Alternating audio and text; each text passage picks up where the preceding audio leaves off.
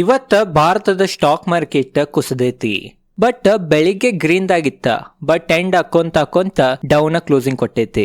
ನೋಡ್ಬೋದು ನೀವು, ನಿಫ್ಟಿ ಇವತ್ತ 0.14% ಬಿದ್ದೈತಿ, ಬ್ಯಾಂಕ್ ನಿಫ್ಟಿ 0.24% ಬಿದ್ದೈತಿ, ಸೆನ್ಸೆಕ್ಸ್ 0.15% ಬಿದ್ದೈತಿ. ಅದೇ ತರ ನಾವು ಮಿಡ್ ಕ್ಯಾಪ್ ಇಂಡೆಕ್ಸ್ ಪರಿಸ್ಥಿತಿ ನೋಡ್ಬೋದು. ಮಿಡ್ ಕ್ಯಾಪ್ ಇಂಡೆಕ್ಸ್ ಇವತ್ತ ಗ್ರೀನ್ ದಾಗ ಐತ್ರಿ, 0.77% ಏರೈತಿ ಮಿಡ್ ಕ್ಯಾಪ್ ಇಂಡೆಕ್ಸ್. ಮತ್ತ ಸ್ಮಾಲ್ ಕ್ಯಾಪ್ ಇಂಡೆಕ್ಸ್ 1.16% ಏರೈತ್ರಿ. ಇದೊಂದು ಆಶ್ಚರ್ಯಕರ ಸಂಗತಿನ ಅನ್ಬೋದಾ.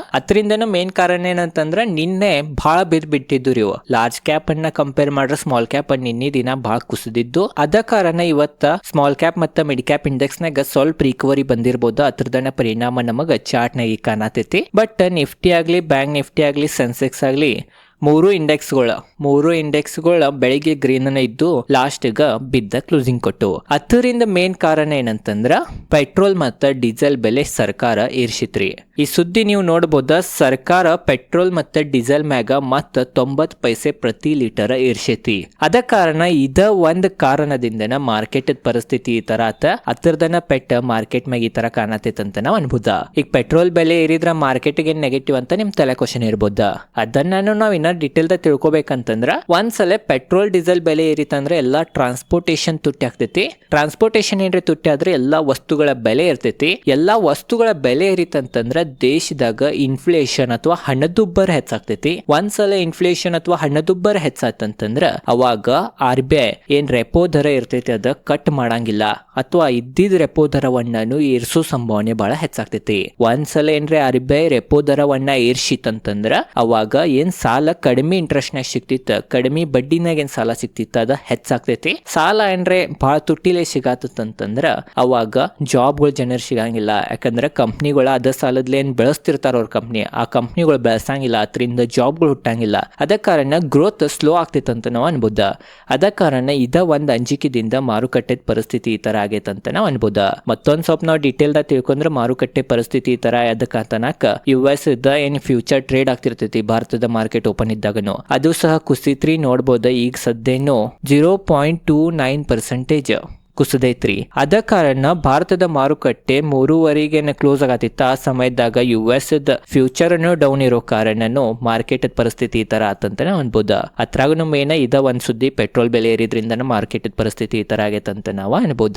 ಬರೀ ಈಗ ನಾವು ಯಾವ್ಯಾವ ಸೆಕ್ಟರ್ ಇವತ್ತ ಯಾವ್ಯಾವ ತರ ಪರ್ಫಾರ್ಮ್ ಮಾಡಿದಾವಂತ ಅದ್ರ ಬಗ್ಗೆನೂ ತಿಳ್ಕೊಳ್ಳೋಣ. ನಿಫ್ಟಿ ಆಟೋ 0.29% ಏರೈತ್ರಿ, ಬ್ಯಾಂಕ್ ನಿಫ್ಟಿ 0.24% ಬಿದ್ದೈತಿ, ಫೈನಾನ್ಷಿಯಲ್ ಸರ್ವಿಸಸ್ 0.26% ಬಿದ್ದೈತಿ, ಮತ್ತೆ FMCG 0.03% ಬಿದ್ದೈತ್ರಿ. ಅಂದ್ರೆ ಯಥಾಸ್ಥಿತಿ ಕ್ಲೋಸಿಂಗ್ ಕೊಟ್ಟೈತಿ, ಅಲ್ಲಿ ಓಪನ್ ಆಯ್ತು ಅಲ್ಲೇ ಕ್ಲೋಸಿಂಗ್ ಕೊಟ್ಟೈತ್ರಿ. ನಿಫ್ಟಿ IT ನೋಡ್ಬೋದು ನೀವು, ನಿಫ್ಟಿ IT ಇವತ್ತ 3.23% ಇರೈತಿ, 3% ಗಿಂತ ಹೆಚ್ಚಿರೈತ್ರಿ ನಿಫ್ಟಿ IT. ಅದ ಕಾರಣ ಮಾರುಕಟ್ಟೆ ಬಹಳ ಕುಸಿದಿಲ್ಲ. ತಪ್ಪೇನ್ರೆ ನಿಫ್ಟಿ ITನು ಡೌನ್ ಇತ್ತಂತಂದ್ರ ಮಾರುಕಟ್ಟೆ ಖಂಡಿತವಾಗಿ ಭಾಳ ಕುಸಿತಿತ್ತ ಅಥವಾ ಭಾಳ ನೆಗೆಟಿವ್ ನಾಗ ಇರ್ತಿತ್ತ. ಬಟ್ ನಿಫ್ಟಿ IT ಏರಿದ್ರಿಂದ ಮಾರ್ಕೆಟ್ ಕುಸಿಯೋದ್ರಿಂದ ತಡೆದೈತಂತ ನಾವು ಅನ್ಬೋದ. ಅದೇ ತರ ನಾವು ನಿಫ್ಟಿ ಮೀಡಿಯಾ ಇಂಡೆಕ್ಸ್ ಪರ್ಫಾರ್ಮೆನ್ಸ್ ನೋಡ್ರಿ, ಇವತ್ತಿನ ದಿನ 1.18% ಇರೈತಿ, ಮೆಟಲ್ 0.05% ಬಿದ್ದೈತಿ, ಫಾರ್ಮಾ 0.42% ಇರೈತಿ, PSU ಬ್ಯಾಂಕ್ 0.81% ಇರೈತಿ, ರಿಯಾಲಿಟಿ 1.43% ಇರೈತಿ, ಪ್ರೈವೇಟ್ ಬ್ಯಾಂಕ್ 0.74% ಬಿದ್ದೈತ್ರಿ, ಇದು ನೆಗೆಟಿವ್ ಅನ್ಬೋದು ನಾವು. ಹೆಲ್ತ್ ಕೇರ್ 0.28% ಇರೈತ್ರಿ, ಕನ್ಸ್ಯೂಮರ್ ಡ್ಯೂರೇಬಲ್ಸ್ 0.44% ಇರೈತಿ, ಆಯಿಲ್ ಅಂಡ್ ಗ್ಯಾಸ್ 0.16% ಇರೈತಿ. ಆಯಿಲ್ ಅಂಡ್ ಗ್ಯಾಸ್ ಈ ತರ ಗ್ರೀನ್ ಇರಾಕ್ ಮೇನ್ ಕಾರಣ ಏನಂತಂದ್ರೆ ಏನ್ ಪೆಟ್ರೋಲ್ ಡೀಸೆಲ್ ಬೆಲೆ ಏರೈತಂತಂದ್ರ ಆಯಿಲ್ ಕಂಪ್ನಿಗಳಿಗೆ ಲಾಭ ಆಗ್ತೈತಿ. ಅದ ಕಾರಣ ಇದೇನ್ ಪ್ರೈಸ್ ಏರೈತಿ ಆಯಿಲ್ ಪ್ರೈಸ್ ಏರಿದ್ರಿಂದ ಸಾಮಾನ್ಯ ಜನರಿಗೆ ಪ್ರಾಬ್ಲಮ್ ರೀ, ಬಟ್ ಕಂಪ್ನಿಗಳಿಗೆ ಲಾಭ ಅಂತ ನಾವ್ ಅನ್ಬೋದ. ಅದ ಕಾರಣ ಮಾರ್ಕೆಟ್ನಾಗ ಉಲ್ಟಾನು ವರ್ಕ್ ಆಗ್ತೈತಿ ಸೆಕ್ಟರ್ ವೈಸ್ ನಾವು ನೋಡ್ರ. ಅದ ಕಾರಣ ಆಯಿಲ್ ಅಂಡ್ ಗ್ಯಾಸ್ ಇವತ್ತು ಗ್ರೀನ್ ದಾಗ ಐತಿ, ಮತ್ತ ಕೆಮಿಕಲ್ ಅನ್ನು 1.09% ಇರೈತಿ. ಅದ ಕಾರಣ ಸೆಕ್ಟರಲ್ ಪರ್ಫಾರ್ಮೆನ್ಸ್ ನೋಡ್ರನ್ನು ಆಲ್ಮೋಸ್ಟ್ ಗ್ರೀನ್ ಅನ್ನ ಹೆಚ್ಚಿದವ್ರಿ, ಬಿದ್ರನ್ನು ಬಹಳ ಕಡಿಮೆ ಬಿದ್ದಾವ. ಅಂದ್ರೆ ಇದ್ರಲ್ಲಿ ಏನೋ ಗೊತ್ತಾಗ್ತೈತಿ ಮಾರ್ಕೆಟ್ ಸ್ಟ್ರಾಂಗ್ ಐತ್ರಿ.